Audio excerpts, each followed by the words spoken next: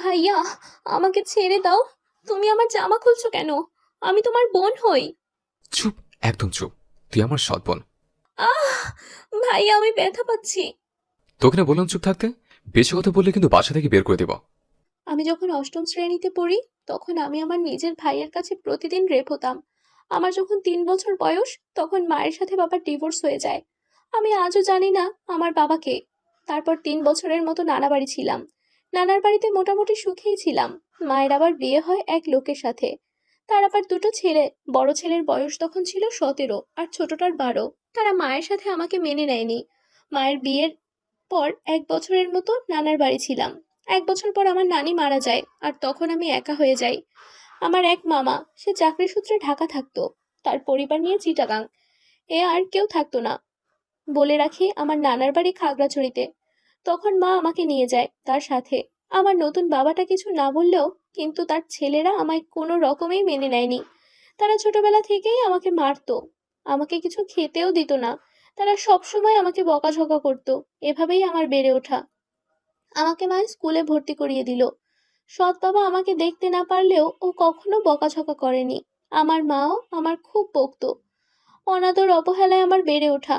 যখন আমি সপ্তম শ্রেণীতে পড়ি, ছোট ভাই আমার গায়ে হাত দিত সব সময়। ব্যাপারটা আমার ভালো লাগতো না। আর ভয়ে কাউকে বলতামও না। একদিন আমার গায়ে হাত দেয়। আর আমি খুব ব্যথা পাই। ছোট ভাই সব সময় বলতো তার পা টিপে দিতে, গা টিপে দিতে। আমি ব্যাপারটা আমার মাকে বলি। মা উল্টো আমায় বকা দেয়। তারপর থেকে আমি ভয়ে আর কাউকে কিছু বলিনি। অষ্টম শ্রেণীতে ওঠার পর একদিন বাড়িতে কেউ ছিল না। সবাই দাওয়াত খেতে গেছে। তো ছোট ভাই কোথা থেকে এসে আমার উপর পশুর মতো ঝাঁপিয়ে পড়লো। আমার চিৎকার দিয়েও চিৎকার দিতে পারলাম না। আমি ব্যথায় মরে যেতে লাগলাম। সে তার চাহিদা মিটিয়ে যখন উঠলো আর বলল, কাউকে বলবি না, খবরদার। বললে তোর কপালে দুঃখ আছে। আমিও ভয় পেয়ে কাউকে বললাম না। কারণ আমার কথা কেউ বিশ্বাস করবে না, উল্টো আমাকেই মারবে। এরপর থেকে ছোট ভাই প্রায় সময় আমার উপর ঝাঁপিয়ে পড়তো। আর মাঝে মাঝে ছোট ভাই আমাকে টাকা দিত। এভাবে আমার বেড়ে ওঠা। যখন আমি ক্লাস 10-এ উঠলাম, তখন বুঝতে পারলাম আমি কনসিভ করেছি। যখন আমি কনসিভ করি, ব্যাপারটা প্রথমে বুঝতে পারিনি আমি। আমার 3 মাস মাসিক অফ ছিল। 3 মাস যখন মাসিক হচ্ছিল না, তখন ব্যাপারটা বুঝতে পারি। আর ব্যাপারটা আরো পরিষ্কার বুঝতে পারি ক্লাস 9-এ শারীরিক শিক্ষা বই থেকে। আপনারা অনেকেই জানেন, সেখানে পুরোপুরি পরিষ্কারভাবে বুঝিয়ে দেওয়া হয়েছে ব্যাপারটা। আমার তখন মাথা ব্যথা, বমি বমি ভাব ছিল। কিচ্ছু খেতে পারতাম না। ব্যাপারটা মা অমলে নেয় আর ভালো করে বোঝে। আমার মা আমাকে জিজ্ঞেস করে, কি হয়েছে তোর? আমি কিছুই বলি না। পরে মা কিট এনে পরীক্ষা করলো আর ব্যাপারটা পরিষ্কার হয়। এর আগে আমি আমার ভাইকে ব্যাপারটা জানাই। সে উল্টো আমাকে অত্যাচার করে, বলে এটা আমার না। আমি বললাম, এত বছর ধরে আমার সাথে শারীরিক সম্পর্ক করলেন যে, আমি সবাইকে বলে দিব। সে আমাকে হুমকি দিয়ে বলল। কাউকে বললে তোর খবর আছে। আমিও ভয় পেয়ে যাই। মা আমাকে অনেক মারধর করে, ব্যাপারটা গোপন রাখে বাবা ভাইদের কাছ থেকে। আর বলে, এটা কার বাচ্চা, কার থেকে পেট বাঁধিয়েছিস। আরো অনেক কথা। পরে মা বাচ্চাটা গোপনে নষ্ট করে ফেলে। তারপর আমাকে আর স্কুলে যেতে দেয় না। আমি স্কুলে যাওয়ার কথা বললে মা বলে, যেতে হবে না। কি করতে যাবি, আবার পেট বাঁধানোর জন্য? তারপর মা তড়িঘড়ি করে আমার বিয়ের জন্য বাবাকে বলে। বাবা তো এমনিতে আমাকে দেখতে পারে না, তাই কোনো রকম চাইছে আমাকে বিদায় করতে। কারণ আমি উটকো ঝামেলা। এর মধ্যে আমার ছোট ভাই মালয়েশিয়ায় চলে যায়। আমি ওই সময় অনেকবার মরতে চেয়েছি, কিন্তু পারিনি। অনেক মানসিক হতাশায় ভুগছিলাম। এরপর একটা ছেলে আসে, আমাদের পাশের গ্রামের। বাবা মা কোনো খোঁজ খবর নেওয়া ছাড়াই আমাকে বিয়ে দিয়ে ফেললো। কি অদ্ভুত ব্যাপার! বিয়ের দিন আমার কপালে একটা নাকফুলও জোটেনি। আমার বাবা বলেছে ওনার মেয়ে না, ওনাদের বাড়িতে থাকতাম, তাই বাবা ডাকি। এটা শোনার পর কষ্টে আমার বুকটা ফেটে গিয়েছে। যাই হোক, শ্বশুরবাড়িতে আসলাম। একদম ভাঙাচোরা ঘর, দুটো রুম মাত্র। ঘর দেখে মাথা ঘোরালো আমার। বর আমাকে বিয়ে করে এনে কোথায় গেছে সেটা জানি না। বরের শ্যামলা গায়ের রং। আমাকে খাটের ওপর বসানো হলো। বলে রাখি, আমার শ্বশুর শাশুড়ি কেউ নেই। আমার বর এতিম, তার কেউ নেই। তার বাবা মারা যাওয়ার সময় এই বাড়িটা তাকে দিয়ে গেছে। তার যে কজন আত্মীয় স্বজন আছে, তারা আমার বরকে পরিচয়ও দেয় না। আমি রাতে বরের অপেক্ষা করতে করতে ঘুমিয়ে গেলাম। সে রাতে আসলো না। সে এলো ফজরের আজানের পর। তাও মাতাল হয়ে। বিশ্বাস করবেন কিনা জানি না, সে কোনো কিছু বলা ছাড়া আমার উপর ঝাঁপিয়ে পড়লো। চাহিদা শেষে ঘুমিয়ে পড়লো। আমি কাঁদতে লাগলাম। হায় আল্লাহ, এ কি হলো আমার কপালে! সারা জীবনেও সুখ পেলাম না। পরের দিন ঘুম থেকে উঠে বাথরুম খুঁজতে লাগলাম। ঘরে আর কেউ ছিল না, তাই তাকে ডাকলাম। সে আমাকে খুব খারাপ ভাষায় গালি দিয়ে বলল, ঘুমাতে দে। আমিও আর কিছু বলিনি। আমি ঘরের মধ্যে বালতিতে প্রস্রাব করলাম। ঘরের আশেপাশে একটা কলও ছিল না। অন্যের বাড়ি থেকে পানি আনতে হয়। আমি নতুন বউ, কোথায় যাব কিছুই চিনি না। আমার মনে হলো আমি দোজকখানায় এসে পড়েছি। সেদিনের 2টা বাজে ঘুম থেকে উঠে বলল, ভাত দাও। আমি দিলাম। তারপর তাকে বললাম, আচ্ছা বাথরুম কোথায়, তারপর পানি কোথা থেকে আনবো? সে ভাত খেয়ে উঠে আমাকে বাথরুমে নিয়ে গেল। কি বলবো, বাড়ি থেকে অনেক দূরে একটা জঙ্গলের মতো জায়গা। রাত বিরাতে তো আসাই যাবে না, আর বর্ষার সময় ভুলেও না। তারপর সে একটা বাড়ি দেখালো, ওখান থেকে পানি আনতে বলল, আর রাস্তার পাশে মসজিদের পুকুর থেকে গোসল করতে বলল। আমি তো কান্নায় শেষ। এটা কি হলো? নসিবে এটা কি ছিল? যাই হোক, আমাকে আমার বাপের বাড়ি থেকে কেউ দেখতেও আসলো না। দিন যেতে লাগলো, আর তার অত্যাচার বাড়তে লাগলো। অহেতুক গালাগালি করা। আমাকে বিয়ের 7 দিনের দিন রাতে মারতে শুরু করলো। সে মদ খেয়ে মাতাল হয়ে আসলো, আর আমার জামা খুলতে একটু দেরি হয়েছিল চাহিদা মেটানোর জন্য। কি জঘন্য সময় ছিল বলে বুঝাতে পারবো না। খুব লজ্জা লাগতো অন্যের বাড়িতে পানি আনতে যেতে, তারপর মসজিদের পুকুরে গোসল করতে। আমি 2 দিনেও গোসল করতাম না লজ্জায়। আর রাতের বেলা প্রস্রাব ধরলেও ও বালতি ভরে করতাম, তাও বাথরুমে যেতাম না। বাথরুমে না যাওয়ার জন্য একদম কম খেতাম। আর তার তো কোনো খবরই থাকতো না, সে ঠিক মতো কাজও করতো না। একদিন বাজার আনলে 10 দিন আনতো না। বলে বোঝাতে পারবো না আমার কষ্টের কথাগুলো। শুধু আল্লাহকে বলতাম, আল্লাহ তুমি এ কি করে রাখছো আমার নসিবে, জীবনে কি সুখ দিবে না? তো বিয়ের 10 মাস পর আমাদের বাড়িতে যায়। গিয়ে মাকে জড়িয়ে ধরে কান্না করি। আর মা আমাকে বলল, এত ঢং করতে হবে না, অনেক ঢং করছোস। বাড়িতে একদিন থাকার পর বাবা বলল, কি রে যাবি না? বিয়ে দিয়ে দিছি, এখানে কি? শ্বশুর বাড়িতে যা। তাদের আমি খুলে বললাম এই এই অবস্থা, কিন্তু তারা বলল বিয়ে দিছি এটাই বেশি। তারপর মাকে বললাম, মা, ও মা, আমি তো তোমার মেয়ে, কেন আমার সাথে এমন করলে? মা বলল, পেট বাঁধানোর সময় মনে ছিল না?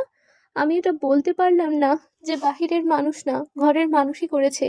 নসিব খারাপ হলে যা হয় আর কি। এরপর সব মেনে নিলাম, আর নিজে নিজে যুদ্ধ শুরু করলাম। শ্বশুর বাড়িতে এলাম, মনোবল আরো শক্ত করলাম। এখানেই আমার থাকতে হবে। কিন্তু বর প্রতি রাতে মদ খেয়ে মাতাল হয়ে আসতো। বিয়ের 1 মাস পর চালের কথা বললাম। ঘরে চাল ডাল কিছুই ছিল না। চালের কথা বলার সাথে সাথে মায়ের বলতো, কাজ করে খা। আমি বিয়ের 1 মাস পর থেকে মানুষের বাড়ি কাজ করতাম। তারা যা দিত, চাল ডাল তাই খেতাম।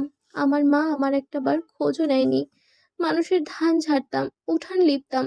তারা যা দিত তাই খেতাম, কারণ বর বাজার করতো না, আর সে কাজও করতো না। বিয়ের সময় আমাকে আমার বাপের বাড়ি থেকে একজোড়া কানের দুল আর চেইন দেয়। একদিন সন্ধ্যাবেলা এসে বর বলে, তোমার চেনটা দাও তো। সাধারণত সে সন্ধ্যার দিকে বাড়ি আসে না। আমি সরল বিশ্বাসে তাকে চেনটা দিলাম। তো সে যখন মাতাল হয়ে বাড়ি ফিরলো, আমি কিছু বললাম না তাকে। সকালে চেনের কথা জিজ্ঞেস করাতে আমাকে মার শুরু করে, বলে, তোর বাড়ি থেকে আমাকে 10,000 টাকা ছাড়া আর কি দিছে রে? আমিও মার খেয়ে পড়ে রইলাম। কি বলবো আর। প্রায় সে আমাকে যৌতুকের জন্য নির্যাতন করত। না পারতাম বাঁচতে, না পারতাম মরতে। মানুষের বাড়িতে সারাদিন কাজ করার পরেও ঘরে এসে কাজ করতে হতো। রান্নার জন্য লাড়কি আর পাতাটাও আমাকে খুঁজে আনতে হতো। সে একদিন কাজে গেলে 10 দিন যেত না, আর মদ খেয়ে টাকা সব শেষ করে ফেলতো। আমি আমার কানের দুলজোড়া লুকিয়ে রাখলাম। এরপর একদিন রাতে সে তার এক বন্ধুকে নিয়ে আসে। তার সাথে খাওয়ার জন্য কতগুলো কি সব জিনিস আনে। আমি খেলাম, আমার খুব মজা লাগলো। কিন্তু এর কিছুক্ষণ পরেই আমার খুব ঘুম আসলো। ঘুম থেকে উঠে অনুভব করলাম আমার শরীর খুব ব্যথা। ব্যথার জন্য উঠতেও পারছিলাম না। নাপা খেলাম, আর সেদিন কাজে গেলাম না। মানুষের বাড়ি থেকে খাওয়ার পানি আনতে গেলে তারা নানা রকম করতো। অনেক সময় কলে তালা মেরে দিত, তারপর নানা রকম কটু কথা বলতো। আর সবাই আমাকে নিয়ে অনেক আফসোস করতো। আমার বরকে এলাকায় মাদুতি রফিক বলে সবাই চিনে, শুধু রফিক বললে কেউ চিনে না। আমি শুধু আল্লাহকে ডাকতাম। আমার বর বছরের ঈদের দিনেও নামাজ পড়তো না। কত বড় কাফের ছিল। তারপর থেকে প্রায় সময় বন্ধুটা আসতো, আর সে যেদিন আসতো সেদিন আমার খুব ঘুম আসতো। তো একদিন সন্ধ্যাবেলায় বন্ধুটা ঘরে আসে, আমার গায়ে হাত দেয়, আর আমি বলি, কি সমস্যা? সেটা আমি আবার আমার বরকে বলি। তখন বরের বন্ধু আমার উত্তর দেয়, প্রতিদিনই তো তোমার গায়ে হাত দেই, তখন সমস্যা হয় না। আমি কথা শুনে থ হয়ে গেলাম। মানে কি? তার মানে বরের বন্ধু আমার বরের সামনে আমার রেপ করে? আমি কাঁদলে আমাকে অনেক মারে আর বলে এমনি এমনি করে না, আমাকে টাকা দেয়। আমি আর এই অত্যাচার নিতে পারছিলাম না। সবসময় আল্লাহকে ডাকতাম আর বলতাম আমার বরের মৃত্যু হয় না কেন। এরপর থেকে বন্ধুটা প্রায় আসতো আর আমার বাজারের জন্য কষ্ট হতো না। আমি কেন প্রতিবাদ করলে আমাকে অমানুষের মতো মারতো আর সব সময় বলতো বাপের বাড়ি থেকে টাকা আন, টাকা না আনলে এভাবে টাকা ইনকাম করে দিবি। তারপর কিছুদিন পর বাবার বাড়ি যাই মাকে টাকার কথা বলতে। এক প্রকার আমাকে ঝেঁটিয়ে বিদায় করলো। আমি নিরুপায়, কি করব। শ্বশুর বাড়িতে চলে আসলাম। বর এরপর অনেক রকম লোক আনতো ঘরে আর আমাকে তাদের চাহিদা মেটাতে হতো। আর না মেটালে আমাকে খুব মারতো। ছেলে মানুষের মায়ের সেটা তো বুঝিনি। 2 মাস পর ঘরের ভেতর বাথরুম আর কল দিল, কারণ ওই লোকগুলো আসে। এক প্রকার আমাকে আমার পর দেহ ব্যবসায়ী বানিয়ে দিয়েছে। শুধু আল্লাহকে ডাকতাম, আল্লাহ হেদায়েত দান করো। তারপর গ্রামের অনেকেই বলতো মাদতীদের ঘরে এত মানুষ কেন যায়, ছেলে মানুষদের আড্ডা, আরো অনেক কথা। তারপর একদিন শুনলাম আমার বর বাড়ি বন্ধক দিছে জুয়ায় হেরে যাওয়ার কারণে। আমার মাথায় আকাশ ভেঙে পড়লো। এটা কি হলো? তারপর আমার বর বলল এভাবে টাকা জমালে আরো 1 বছর দেহ ব্যবসা করলে টাকার জোগাড় হয়ে যাবে। সেদিন নিজের উপর অনেক ঘৃণা চলে আসলো, যা বলার মতো ছিল না। আমি এক রাতে বাড়ির পাশে এক চাচির অনেক অসুখ থাকায় তাদের বাড়িতে রাতটা থাকি। রাতে আমার ঘরে গ্রামের চেয়ারম্যানের লোক আসে, আমার বর সহ সবাইকে ধরে নিয়ে যায় আর জুয়া খেলার জন্য সবাইকে অনেক মারে। সেটা আবার আমি শুনি। চেয়ারম্যানের লোকেরা যখন তাকে ধরে নিয়ে যায় আর মারে, তখন আমি চেয়ারম্যানের কাছে ছুটে যাই। চেয়ারম্যান টাকা চায় আমার কাছে, আমার বরের বন্ধুদের ছেড়ে দেয়, কারণ ওরা টাকা দেয়। আমার কাছে 5,000 টাকা চায়, কিন্তু আমার থেকে তো টাকা নাই। পরের দিন তাকে ইচ্ছা মতো মাইর খাওয়াই। এরপর আমার কানের দুলগুলো বেচে টাকা দিয়ে তাকে ছুটাই। মায়ের খাওয়ার পর বেশ কিছুদিন অসুস্থ ছিল। ভালো হওয়ার পর চেয়ারম্যান খবর পাঠায় আর বলে তোর বউকে কিছুদিনের জন্য আমার কাছে পাঠা, তোকে টাকা দিব। এরপর সে আমাকে চেয়ারম্যানের কাছে পাঠায়। খুব লজ্জার বিষয়, চেয়ারম্যানের কাছে 2 দিন ছিলাম। এরপর ওখানে এসে বলি তোর সাথে আর সংসার করব না। তখন বাপের বাড়ি চলে যাই। মা প্রায় 2 বছর পর বাপের বাড়ি যাই। যাওয়ার সময় খালি হাতে যাই, টাকা ছিল না, নাস্তা পানি কোথা থেকে নিব। এরপর মা আমাকে দেখে এক প্রকার তেড়ে আসলো। কিছু বললাম না। গিয়ে দেখি ওমা, আমার বড় ভাই বিয়ে করেছে, তার বউ আবার গর্ভবতী। সে আবার মাকে জিজ্ঞেস করতেছে মা এটা কে? তো আমার মা উত্তর দেয় আমাদের ঘরে কাজ করতো, নিজের মেয়ে বলে নাই। তারপর মা আমাকে বলে দুপুরে খেয়ে যাবি নাকি এখন যাবি।